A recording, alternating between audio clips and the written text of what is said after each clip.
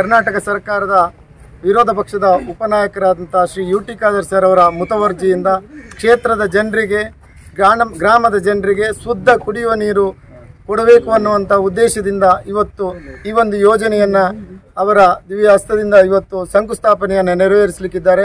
ಈ ಒಂದು ಯೋಜನೆ ಸಾಧಾರಣ 11 ವಾರ್ಡಿನಲ್ಲಿ ಕೂಡ 9 ವಾರ್ಡಿನಲ್ಲಿ ಟ್ಯಾಂಕ್ ನಿರ್ಮಾಣ ಮಾಡಿ ಪ್ರತಿಯೊಂದು ಮನೆಗೂ ಕೂಡ ನೀರಿನ ಸಂಪರ್ಕವನ್ನು ನಿರಂತರವಾಗಿ ಕೊಡಬೇಕು ಅನ್ನುವಂಥ ಉದ್ದೇಶದೊಂದಿಗೆ ಇವತ್ತು ಈ ಯೋಜನೆಗೆ ಇವತ್ತು ಚಾಲನೆ ನೀಡ್ತಾ ಇದ್ದಾರೆ.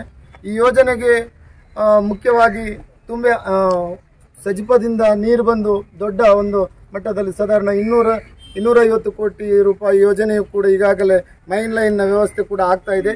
ಅದಕ್ಕೆ ಪೂರಕವಾಗಿ ಮೈನ್ ಲೈನ್ ಬಂದ ನಂತರ ನಮಗೆ ಈ ಒಂದು ಜಲ್ ಜೀವನ್ ಮಿಷನ್ ಯೋಜನೆಯಡಿಯಲ್ಲಿ ಆ ಟ್ಯಾಂಕಿಗೆ ನೀರನ್ನು ತುಂಬಿಸಿ ನಂತರ ಪ್ರತಿಯೊಂದು ಜನರಿಗೂ ಕೂಡ ನೀರಿನ ಸಮಸ್ಯೆಯನ್ನು ನೀಗಿಸಬೇಕು ಅನ್ನುವಂಥ ಒಂದು ಮಹತ್ವಾಕಾಂಕ್ಷೆಯ ಯೋಜನೆಯನ್ನು ಇಟ್ಕೊಂಡು ಇವತ್ತು ಈ ಒಂದು ಶಂಕುಸ್ಥಾಪನೆಯನ್ನು ನೆರವೇರಿಸಲಿಕ್ಕೆ ನಮ್ಮೆಲ್ಲರ ನೆಚ್ಚಿನ ಶಾಸಕರಂತ Shri U T Khader sir ಬಂದಿದ್ದಾರೆ. ಅವರನ್ನ ಈ ಊರಿನವರ ಪರವಾಗಿ ಕೊಣಾಜೆ ಗ್ರಾಮದ ಪರವಾಗಿ ತಮ್ಮೆಲ್ಲರ ಪರವಾಗಿ ಆತ್ಮೀಯವಾಗಿ ಸ್ವಾಗತಿಸ್ತಾರೆ. ಅವರು ಈ ಒಂದು ಯೋಜನೆ ಕೊಣಾಜೆ ಗ್ರಾಮದಾದರೂ ಕೂಡ ಈ ಯೋಜನೆಯನ್ನು ಇಲ್ಲಿ ಹಸಿರುಗೋಳಿ ಸೈಟ್ ಈ ಪ್ರದೇಶದಲ್ಲೇ ಶಂಕುಸ್ಥಾಪನೆ ಆಗಬೇಕು ಮತ್ತು ಈ ಒಂದು ಮೊದಲ ಕೆಲಸ ಇಲ್ಲಿಂದನೇ ಪ್ರಾರಂಭ ಆಗಬೇಕು. ಇಲ್ಲಿ ಅಯ್ಯಪ್ಪ ಮಂದಿರ ಇದೆ, ಕೊರಗಜ್ಜನ ಕಟ್ಟೆ ಇದೆ, ಈ ಒಂದು 2 ದೇವರುಗಳ ಒಂದು ಸನ್ನಿಧಿಯಲ್ಲಿ ಆಗಬೇಕು ಅನ್ನುವಂಥ ಉತ್ತಮವಾದಂಥ ಉದ್ದೇಶವನ್ನು ಇಟ್ಕೊಂಡು ಇವತ್ತು ಈ ಒಂದು ಯೋಜನೆಗೆ ಇಲ್ಲಿ ಚಾಲನೆ ಕೊಡಲಿಕ್ಕೆ ಅವಕಾಶ ಮಾಡಿಕೊಟ್ಟಿದ್ದಾರೆ. ಅವರಿಗೂ ಕೂಡ ಈ ಸಂದರ್ಭದಲ್ಲಿ ಸ್ವಾಗತವನ್ನು ಬಯಸ್ತಾ ಇದ್ದೀನಿ. ಅದೇ ರೀತಿ ಕೊಣಾಜೆ ಗ್ರಾಮ ಪಂಚಾಯತ್ನ ಸದಸ್ಯರು ವಲಯ ಕಾಂಗ್ರೆಸ್ನ ಅಧ್ಯಕ್ಷ ಅಂತ ದೇವಣ್ಣ ಶೆಟ್ಟಿ ಅವರಿದ್ದಾರೆ. ಅವರಿಗೂ ಕೂಡ ಈ ಸಂದರ್ಭದಲ್ಲಿ ಆತ್ಮೀಯವಾಗಿ ಸ್ವಾಗತವನ್ನು ಬಯಸ್ತಾ ಇದ್ದೇನೆ. ಅದೇ ರೀತಿ ಈ ವಾರ್ಡಿನ ಅಧ್ಯಕ್ಷರು ಅಂತ ಸುನಿಲ್ ಪೂಜಾರಿ ಅವರಿದ್ದಾರೆ. ಅವರನ್ನು ಕೂಡ ಈ ಸಂದರ್ಭದಲ್ಲಿ ಸ್ವಾಗತಿಸ್ತಾ ಇದ್ದೇವೆ. ಅದೇ ರೀತಿ ಪಂಚಾಯತ್ ಸದಸ್ಯರಂತ ರುಖಿಯಾ ಅವರಿದ್ದಾರೆ. ಅವರನ್ನು ಕೂಡ ಈ ಸಂದರ್ಭದಲ್ಲಿ ಆತ್ಮೀಯವಾಗಿ ಸ್ವಾಗತಿಸ್ತಾ ಇದ್ದೇವೆ. ಈ ಒಂದು ಸಂದರ್ಭದಲ್ಲಿ ಕೊಣಾಜೆ ಗ್ರಾಮ ಪಂಚಾಯತ್ನ ಮಾಜಿ ಅಧ್ಯಕ್ಷರು ಆತ್ಮೀಯರು ಪಂಚಾಯತ್ ಸದಸ್ಯರಂತ ಅಚ್ಯುತ್ ಗಟ್ಟಿ ಅವರಿದ್ದಾರೆ. ಅವರನ್ನು ಕೂಡ ಈ ಸಂದರ್ಭದಲ್ಲಿ ಸ್ವಾಗತಿಸ್ತಾ ಇದ್ದೇನೆ. ಅದೇ ರೀತಿ ನಮ್ಮೆಲ್ಲರ ಆತ್ಮೀಯರು DCCಯ ಪ್ರಧಾನ ಕಾರ್ಯದರ್ಶಿಗಳು ಹಿರಿಯರಾದಂಥ ನಮ್ಮ ರೆಹಮಾನ್ ಕೋಡಿಜಲ್ ಸರ್ ಅವರಿದ್ದಾರೆ. ಅವರನ್ನು ಕೂಡ ಈ ಸಂದರ್ಭದಲ್ಲಿ ಆತ್ಮೀಯವಾಗಿ ಸ್ವಾಗತಿಸ್ತಾ ಇದ್ದೇನೆ. ಇವತ್ತು ನಮ್ಮ ಯಾವ ಒಂದು ಕಾರ್ಯಕ್ರಮವಾಗಲಿ ಅದನ್ನು ಸೋಷಿಯಲ್ ಮೀಡಿಯಾದ ಮುಖಾಂತರ ಅತಿ ಹೆಚ್ಚು ಜನರಿಗೆ ತಲುಪಿಸುವಂಥ ಪ್ರಾಮಾಣಿಕ ಪ್ರಯತ್ನ ಮಾಡ್ತಾ ಇರುವಂಥ ನನ್ನ ಆತ್ಮೀಯರಾದಂಥ ಸಲೀಂ ಮೇಗಾರ್ ಅವರಿದ್ದಾರೆ. ಅವರನ್ನು ಕೂಡ ಈ ಸಂದರ್ಭದಲ್ಲಿ ಸ್ವಾಗತ ಮಾಡ್ತಾ, ಅದೇ ರೀತಿ ಇಕ್ಬಾಲ್ ಸಾಮಣಿಗೆ ಅವರನ್ನು ಕೂಡ ಈ ಸಂದರ್ಭದಲ್ಲಿ ಸ್ವಾಗತ ಮಾಡ್ತಾ ಇದ್ದೀವಿ. ಅದೇ ರೀತಿ ನಮ್ಮ ಎಲ್ಲ ವಲಯ ಕಾಂಗ್ರೆಸ್ನ ಪ್ರಧಾನ ಕಾರ್ಯದರ್ಶಿ ಅಂತ ಖಲೀಲ್ ಪಟ್ಟೋರಿ ಅವರಿದ್ದಾರೆ. ಅವರನ್ನು ಕೂಡ ಈ ಸಂದರ್ಭದಲ್ಲಿ ಸ್ವಾಗತಿಸ್ತಾ ಈ ಒಂದು ಕಾರ್ಯಕ್ರಮಕ್ಕೆ ಬಂದಂಥ ತಮ್ಮೆಲ್ಲರನ್ನು ಕೂಡ ಪ್ರತಿಯೊಬ್ಬರನ್ನು ಕೂಡ ಆತ್ಮೀಯವಾಗಿ ಸ್ವಾಗತಿಸುತ್ತಾ ಮಾಧ್ಯಮದ ಮಿತ್ರರನ್ನು ಸೇರಿದಂಥ ಎಲ್ಲ ಊರಿನವರನ್ನು ಕೂಡ ಒಂದೇ ವಾಕ್ಯದಲ್ಲಿ ಸ್ವಾಗತಿಸ್ತಾ ಈ ಒಂದು ಕಾರ್ಯಕ್ರಮಕ್ಕೆ ಶಂಕುಸ್ಥಾಪನೆ ನೀಡಲಿಕ್ಕಿದ್ದಾರೆ ನಮ್ಮ ಆತ್ಮೀಯ ಶಾಸಕರಂತ ಯು ಟಿ ಖಾದರ್ ಸರ್. ವ್ಯಾಪ್ತಿಯ ಎಲ್ಲ ವಸತಿ ಪ್ರದೇಶಗಳಿಗೆ ಮತ್ತು ಅಭಿವೃದ್ಧಿ ಆಗುವಂತಹ ಜಂಕ್ಷನ್ಗಳಿಗೆ ಕುಡಿಯುವ ನೀರಿನ ಯೋಜನೆ ಇದು 2ನೇ ಹಂತದ್ದು.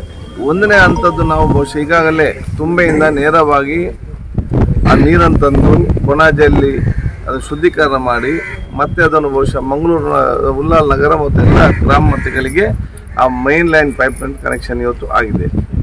2ನೇ ಹಂತದ ಯೋಜನೆ ಇನ್ನೂ 50 ಕೋಟಿ ರೂಪಾಯಿದು.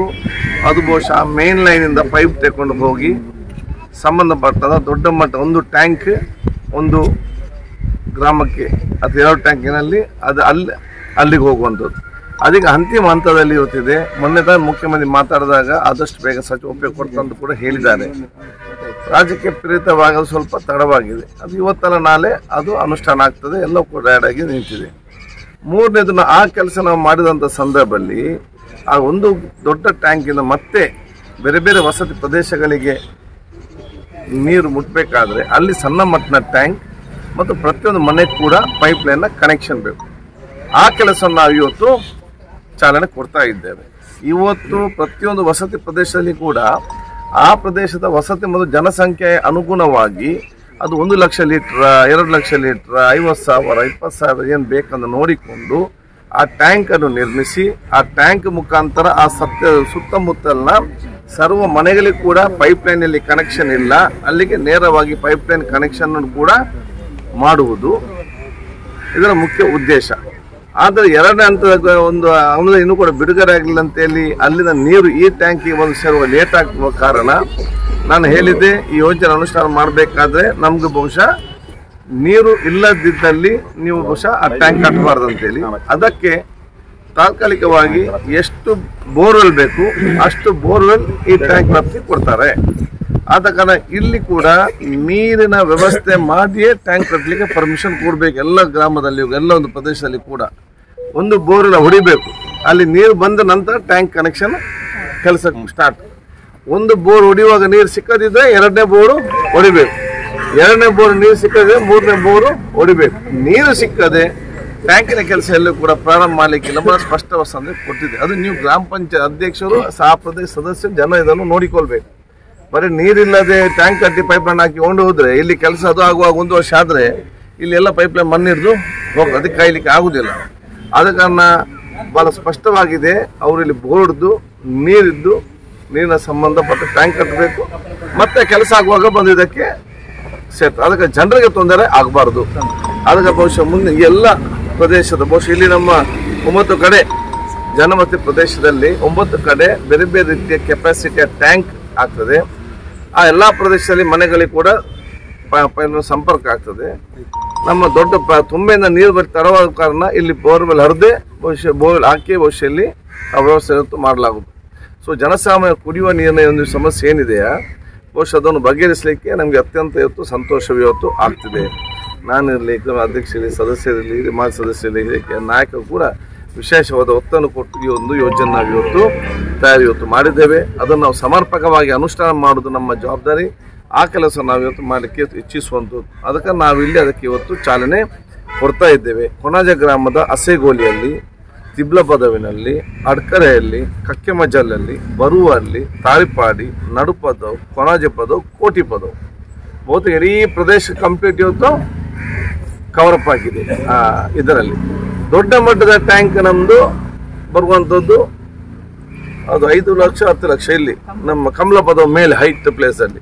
ಅಲ್ಲಿಂದ ಮುಂದೆ ಇದಕ್ಕೆಲ್ಲ ಕನೆಕ್ಷನ್ ಆಗುವಂಥದ್ದು ಮತ್ತು ಅಲ್ಲಿಂದ ಮನೆಗೆ ಹೋಗುವಂಥದ್ದು. ಅಲ್ಲಿಯ ತನಕ ನಾವು ಬೋರ್ವೆಲ್ ಮುಖಾಂತರ ಟ್ಯಾಂಕನ್ನು ಫಿಲ್ ಮಾಡಿ ಜನರಿಗೆ ನೀರು ಕೊಡೋದು ವ್ಯವಸ್ಥೆ ನಾವು ಇವತ್ತು ಮಾಡ್ತೇವೆ. ಆದ ಕಾರಣ ನಾವಿದನ್ನು ಸ್ಯಾಂಕ್ಷನ್ ಮಾಡಿ ತರ್ಬೋದು. ಅದಕ್ಕೆ ಅನುಷ್ಠಾನ ಮಾಡೋದು ಯಾರು ಅಂತ ಹೇಳಿದರೆ ಇಲ್ಲಿಯ ಗ್ರಾಮ ಪಂಚಾಯತ್ನವರು ಮತ್ತು ಲೋಕಲ್ ಊರಿನವರು. ಇದು ನಿಮಗಿರುವಂಥ ಒಂದು ಆಸ್ತಿ, ಅದನ್ನೆಲ್ಲ ಮಾಡಬೇಕು. ನನಗೆ ಬಹುಶಃ ನನ್ನ ಕ್ಷೇತ್ರ ಉದ್ದಗಳಲ್ಲಿ ಇವತ್ತು ರಸ್ತೆಗೆ ಸಂಬಂಧಪಟ್ಟ ಹಾಗೆ ಮತ್ತೆ ನಾನು ತೊಕ್ಕೋಟಿನಿಂದ ನೇರವಾಗಿ ಮುಡಿಪು ಸಂಪರ್ಕಿಸುವಂಥ ರಸ್ತೆ ಏನು ಚಂಬುಗೊಡ್ಡೆಯಿಂದ ತೊಕ್ಕೋಟಿಗೆ ಬಾಕಿಯಾಗಿದೆ, ಅದು ಚತುಷ್ಪಥ ರಸ್ತೆ ಅಲ್ಲ, ಅದನ್ನು ಸ್ಮಾರ್ಟ್ ರಸ್ತೆಯಾಗಿ ಮಾಡಲಿಕ್ಕೆ 10 ಕೋಟಿ ರೂಪಾಯಿಯ ಅನುದಾನ ಈಗಲೇ ಬಿಡುಗಡೆಯಾಗಿ ಮುಂದಿನ ಪ್ರಾರಂಭ ಆಗ್ತದೆ. ಅದು ಆದರೆ ಅಸೆಗೋಲಿ ತನಕ ಸಂಪೂರ್ಣ ಆಯಿತು. ಮತ್ತೆ ಬಾಕಿ ಇರುವುದು ಅಸೆಗೋಲಿಂದ ಗಣೇಶ್ ಮಾಲ್ ತನಕ 1 ಕಿಲೋಮೀಟರ್ 1.5 ಕಿಲೋಮೀಟರ್ ಮಾತ್ರ. ಅದಾದ ಮುಡಿಕು ತನಕ ಕೂಡ ಸಂಪರ್ಕ ಆಗ್ತದೆ. ಮತ್ತೆ ನಮ್ಮ ಯೋಜನೆಯದು ಕಾಯರ್ಗೋಲಿಯಿಂದ ಹಿಡಿದು ಬೊಲಿಯಾರು, ಚೇಲೂರು, ಬಹುಶಃ ಕೋಟೆಕನಿ ಮತ್ತು ನಮ್ಮ ಸಜ್ಪ ನಡುಮಗ ಮೇಲ್ಕಾರಿಗೆ ಅದು ನೆಕ್ಸ್ಟ್ ಚುನಾವಣೆದ ನಂತರ ಅದರ ಯೋಜನೆ ಆಗುವುದು. ಅದು ಪ್ಲಾನ್ ಇದೆ, ಆವಾಗ ನಾವು ಮಾಡುವಂಥದ್ದು. ಆದ ಕಾರಣ ಬಹುಶಃ ಈ ಕೆಲಸ ಆಗುವ ಸಂದರ್ಭದಲ್ಲಿ ಸಣ್ಣ ಪುಟ್ಟ ಸಮಸ್ಯೆಗಳಾಗ್ತದೆ. ಅದು ಎಲ್ಲರಿಗೂ ಜನರ ಅದಕ್ಕೆ ಸಾಕುಕೊಳ್ಳೋ ವ್ಯವಸ್ಥೆ ಆಗಬೇಕು. ಯಾಕೆಂದರೆ ರಸ್ತೆ ಅಲ್ಲ, ಸಂಪೂರ್ಣ ಪುನಃ ವಿನ್ಯಾಸ ಮಾಡಿ ಮಾಡೋದು.